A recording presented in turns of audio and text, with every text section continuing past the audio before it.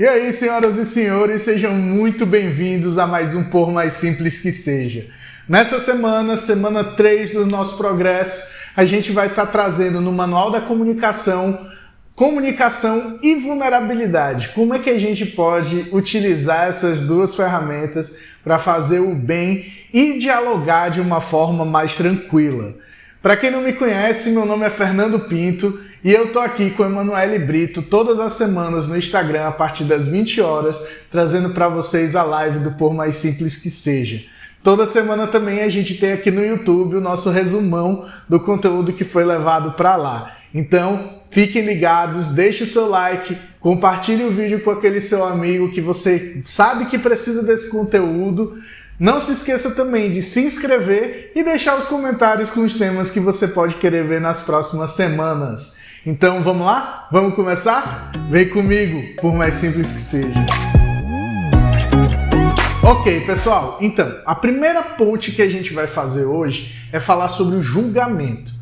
Julgamento é uma coisa que muitas vezes vai influenciar na nossa vida de maneira interessante. Por quê? Porque o julgamento, ele muitas vezes está ligado ao planejamento. A gente vai ter os nossos valores, para onde os nossos valores apontam, as diversas formas da gente pensar, formas assim, especiais ou então de formas mirabolantes mesmo. Então, o nosso julgamento, ele sempre vai ser baseado nos nossos valores pessoais. Ou seja, tudo aquilo que a gente foi aprendendo durante a nossa vida, que é certo ou errado, entre outras coisas do tipo, vão estar ligados ao nosso julgamento. O nosso julgamento sempre é certo? Não exatamente. Tudo aquilo que a gente pode julgar pode estar transmitindo uma mensagem de que a gente desvalida aquilo que o outro quer ou aquilo que o outro deseja. E aquilo dali faz parte do julgamento dele. Então, cada um tem a sua necessidade individual. É claro, existem as necessidades coletivas, mas as necessidades individuais, elas também fazem parte de todo um convívio e de toda uma utilização da sabedoria que foi adquirida através das experiências. Então, o que é importante assim, e legal a gente poder destacar no meio disso, a Emanuele Brito falou uma vez sobre, é legal a gente poder dar reconhecimento aos nossos valores. E quando a gente for julgar, a gente não julgar a nossa expectativa, não julgar aquelas coisas que a gente tem, subjulgando aquilo que é do outro. Ou seja, a gente sempre vai estar disponível para julgar, mas a gente não pode condenar aquilo que o outro traz. Isso é um aspecto muito interessante porque se a gente julgar e condenar, a gente está precarizando a vida do próximo. E isso é uma coisa que não é tão interessante assim de ser feita. O julgamento, ele vai trazer coisas positivas. Dentre as coisas positivas que o julgamento vai trazer, ele vai trazer a assertividade dentro de um grupo ou dentro de uma proposta. Ele vai trazer toda uma série de outras coisas. Então, quando a gente tem um julgamento quando a gente já tem uma predisposição a trazer alguma temática ou alguma outra coisa, a gente pode muitas vezes ser surpreendido. E através dessa surpresa, a gente vai falar com o outro de uma forma não verbal. Ou seja, aquilo que a gente vai estar transmitindo para o outro, aquilo que a gente pode levar para o outro de certa forma, através das nossas ações, não condiz com aquilo que a gente está falando. Então, é bem legal a gente poder pensar no conceito de congruência, que é a gente poder falar e agir de forma interessante e ligada, né?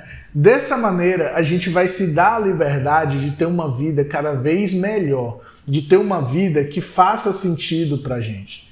Então, muita parte da nossa comunicação, ela vai estar ligada ao que a gente pensa e ao que a gente elabora pelas nossas palavras.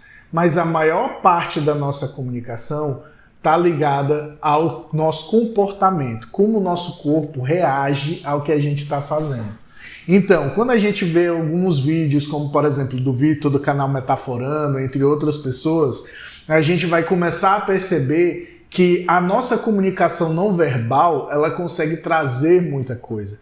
E ela pode ser avaliada de várias formas diferentes. Existem os critérios de avaliação que o pessoal lá do Metaforando utiliza, que já são cientificamente comprovados e etc. E existem as formas que as pessoas percebem. As formas que as pessoas percebem, diferente do metaforando, elas não têm uma cientificidade, né, envolvida, não tem um método, alguma coisa do tipo. Então as pessoas podem interpretar a nossa comunicação não verbal de forma errônea. E ao mesmo tempo a gente pode transmitir uma mensagem de forma errônea entre aquilo que a gente está falando e a maneira que a gente está agindo. Então é sempre importante a gente poder prestar atenção nisso, como aquele fator de se eu quero alguma coisa, eu vou falar que eu quero aquela coisa. Se eu não quero alguma coisa, é necessário que eu fale que eu não quero aquela coisa. Porque às vezes as pessoas podem perceber através da nossa linguagem não verbal, mas elas não acatarem com aquilo dali. Se você lida com alguma pessoa que possa ser manipuladora ou algo do tipo, ela vai ignorar as evidências do desconforto que você evidenciou, né, que trouxe, e ela vai poder se utilizar da sua capacidade de não dizer não. Então acaba sendo muito complicado como a sua relação pode acabar indo para um lugar que não é interessante. Logo, precisamos ser autênticos diante daquilo que aparece para a gente. E fazer escolhas assertivas, tomar boas decisões, se apresentar de forma firme, é sempre muito legal para que a gente possa se desenvolver.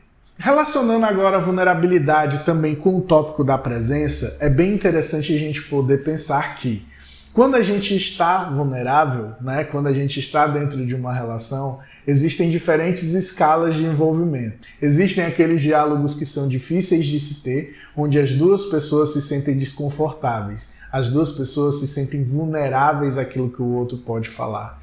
Existem aqueles diálogos que são meio que unilaterais, que são aqueles diálogos onde uma pessoa chega e está disposta a ter uma conversa mais aberta, enquanto outra pessoa não está tão aberta assim. E existe aquele diálogo onde... Gente, esse é o diálogo mais comum de todos e eu acho super interessante, né? As duas pessoas chegam, não, eu vou falar de forma aberta. Ah, não sei o que, eu também vou falar de forma aberta.